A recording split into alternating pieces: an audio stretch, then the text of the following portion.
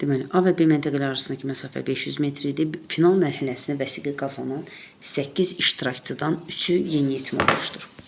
Biz burada final mərhələsində vəsiqə qazanan bütün iştirakçılar arasından təsadüfi seçilən 2 nəfərin yeniyetmə olması hadisəsinin ehtimalını tapın.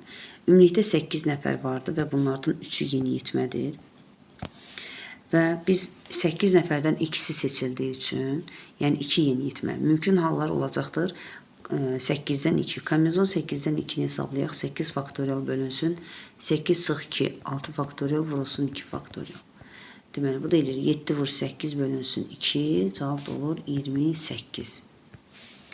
Mümkün halların sayı 28-dir. 3 nəfər yeniyetmə idi və bu 3 nəfər yeniyetmədən ikisini seçəcəyimiz üçün kombinezon 3-dən 2-də bizim üçün əlverişli olan hallardır.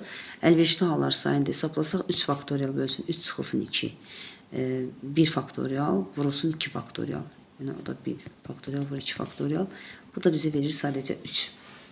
Deməli, ehtimalı hesablayaq. Əlverişli hallar sayını 3-ü bölək mümkün hallar sayına, yəni 28-ə. Cavab 28-də 3 olar.